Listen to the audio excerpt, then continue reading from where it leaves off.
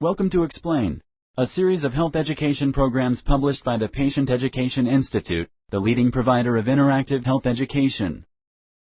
This video includes general medical information and does not replace the medical advice of your doctor or healthcare provider. If you have questions pertaining to your medical condition, ask your doctor or healthcare provider. Supracervical Laparoscopic Hysterectomy.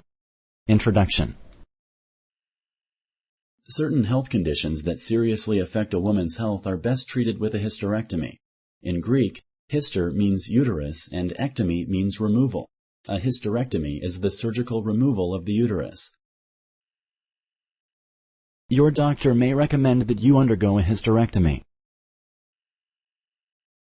If your doctor recommends a hysterectomy for you, the decision whether or not to have this operation is also yours. This patient education module will help you understand better the benefits and risks of this surgery. Anatomy.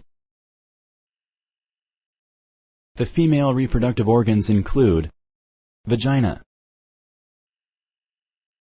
uterus, fallopian tubes, and ovaries. These organs are located in the pelvis between the urinary bladder and the rectum. The ovaries have two main functions. The first is the production of specialized hormones such as estrogen and progesterone. These hormones are very important in regulating the second function of the ovaries, ovulation, or the release of eggs needed for reproduction. These hormones also prepare the inner lining of the uterus to proceed with a pregnancy. When an egg is released, it goes down to the uterus through the fallopian tube, where it may be fertilized. If the egg is not fertilized, the egg and the inner lining of the uterus are discharged to the outside of the body during the menstrual period. The uterus is pear-shaped and measures approximately 3 inches in length. It has 3 layers. The inner layer is known as the endometrium. Once a month, if there are no pregnancies and if the ovaries are functioning correctly, it is shed to the outside of the body. This is called the menstrual period. As menopause approaches, periods become irregular and eventually stop. Menopause occurs when the ovaries quit producing hormones and releasing eggs. If a pregnancy occurs, the fetus stays inside the uterus until delivery. The uterus is able to increase in size tremendously.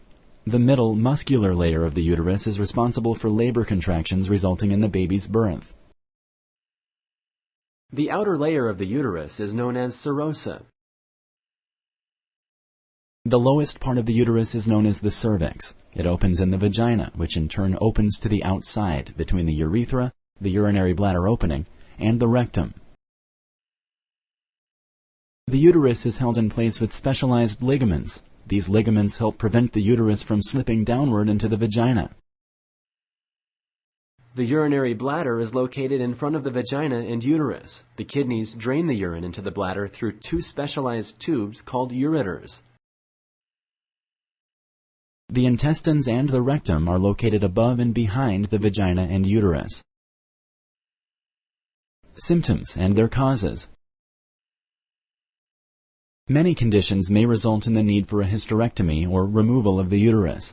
The following are descriptions of some of these conditions. Your doctor will tell you which one applies to you. Some conditions result in excessive menstrual bleeding that can cause significant blood loss. Significant cramps and abdominal discomfort may also accompany the menstrual cycle.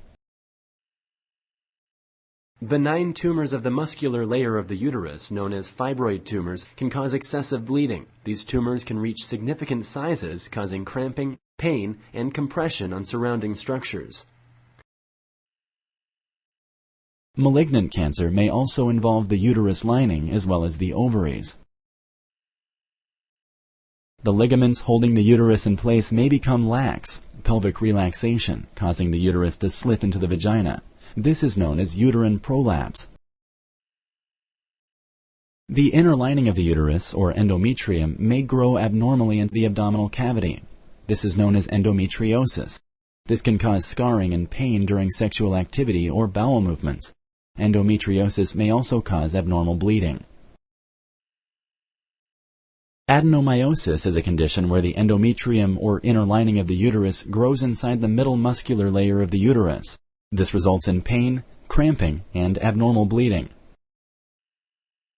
Infections of the uterus or the fallopian tubes can extend into the pelvic cavities. This results in a condition known as pelvic inflammatory disease. It is also known as PID. These infections are usually sexually transmitted. PID may cause significant pain. Sponsored by the Patient Education Institute. www.patient-education.com. Over 5,000 videos and interactive tutorials.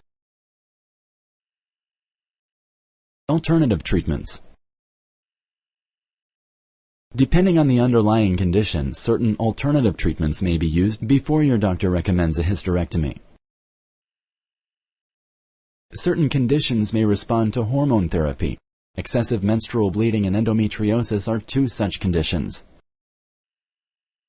Other conditions may improve after menopause. For instance, fibroid tumors may shrink after menopause without the presence of estrogen. Some conditions, however, such as cervical or endometrial cancer, are best treated with a hysterectomy. In the case of cancer, your doctor may recommend the removal of the uterus, removal of tissue surrounding the uterus, and removal of surrounding lymph nodes. After a hysterectomy, a woman can never become pregnant. It is therefore very important to discuss this issue with your gynecologist prior to the surgery if you think you may want to become pregnant in the future. A hysterectomy does not affect sexual sensations. Sexual activity can be resumed within weeks and can be as pleasurable as it was before the operation. Sexually transmitted diseases can still occur. It is therefore very important to practice safe sex even after this operation. Procedure. The aim of the surgery is to take the uterus out. Sometimes the surgeon may decide to also take one or both ovaries out along with the fallopian tubes. This is known as hysterectomy and salpingo-oophorectomy. Salpinx means fallopian tube in Greek, oopho means ovary in Greek, and again ectomy means removal in Greek. This module describes the removal of the uterus through the abdomen with the help of scopes inserted in the abdomen. This procedure preserves the cervix, or the lowermost part of the uterus. This type of operation is known as laparoscopic supracervical hysterectomy. This procedure is not recommended for patients with cervical cancer or with very big fibroid tumors. Its main advantage compared to other hysterectomies is that it preserves the cervix. Special glands in the cervix help lubricate the vagina, making vaginal dryness less likely. 3 to 4 small incisions are made in the abdomen. Scopes and other instruments are then inserted. The scopes help the surgeon see the uterus. The surgeon then takes the uterus out, leaving behind the cervix. The ovaries can sometimes be taken out too. After taking the uterus out, the scopes and instruments are taken out and the small incisions closed. Most patients go home the same day or the next day. Risks and complications. This procedure is very safe. There are, however, several possible risks and complications. These are very unlikely but possible. You need to know about them just in case they happen. By being informed, you may be able to help your doctor detect complications early. The risks and complications include those related to anesthesia and those related to any type of surgery. Risks of general anesthesia include nausea, vomiting, urinary retention, cut lips, chipped teeth, sore throat, and headache. More serious risks of general anesthesia include heart attacks, strokes, and pneumonia. Your anesthesiologist will discuss these risks with you and ask you if you are allergic to certain medications. Blood clots in the legs can occur due to inactivity during and after the surgery. These usually show up a few days after surgery. They cause the leg to swell and hurt. Blood clots can become dislodged from the leg and go to the lungs, where they will cause shortness of breath, chest pain, and possibly death. It is extremely important to let your doctors know if any of these symptoms occur. Sometimes the shortness of breath can happen without warning. Getting out of bed shortly after surgery may help decrease the risk of blood clots in the legs. Some of the risks are seen in any type of surgery. These include 1. Infection, deep or at the skin level. 2. Bleeding, either during or after the operation, which may require a blood transfusion. 3. Skin scars that may be painful or ugly. Other risks and complications are related specifically to this surgery. These, again, are very rare. However, it is important to know about them. Rarely, structures in the pelvis and abdomen can be injured during the surgery, especially if there is significant scarring from previous surgeries, endometriosis, or pelvic inflammatory disease. It is very rare for the tubes connecting the kidneys to the bladder as well as the bladder itself to be injured. However, if this does happen, another operation may be necessary and could result in the loss of a kidney. In extremely rare situations, the intestines and the blood vessels could also be affected, necessitating another operation. Similarly, in extremely rare situations, small nerves in the pelvis may be injured, resulting in decreased sensation in the sexual organs. Rarely, this can lead to sexual dysfunction. Rarely, after the operation, abnormal connections between the bladder and the vagina or the rectum and the vagina may form because of scarring.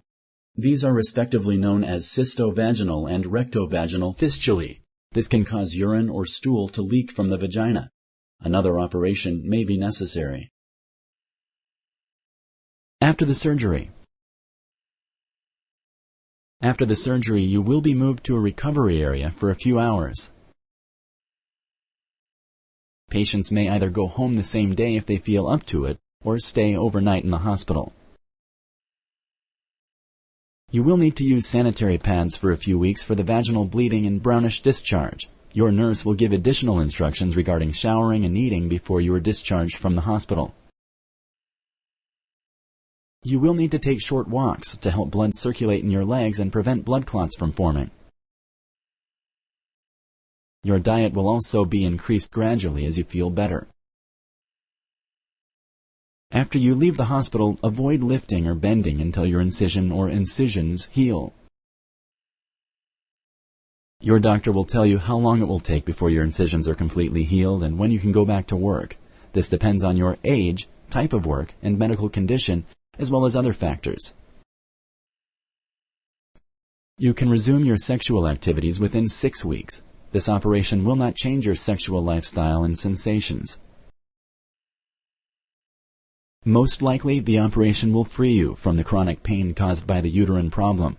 You will no longer have menstrual periods. If you had not experienced menopause, and if both ovaries were taken out during surgery, your surgeon may discuss with you hormonal replacement therapy. Premenstrual symptoms, also known as PMS, are not affected by the operation if the ovaries are not taken out. You should tell your physician in case you develop fever, a foul-smelling vaginal discharge, drainage from the incision, severe leg pain, or any other unusual symptoms. If you like this video, please like and share. For similar videos, subscribe to our channel. Summary. Laparoscopic supracervical hysterectomy is a very safe and successful operation. It can be a positive solution for many serious conditions affecting female reproductive organs and causing pain and bleeding. As you have learned, complications may happen. Knowing about them will help you detect them early if they happen. Thank you for using Explain.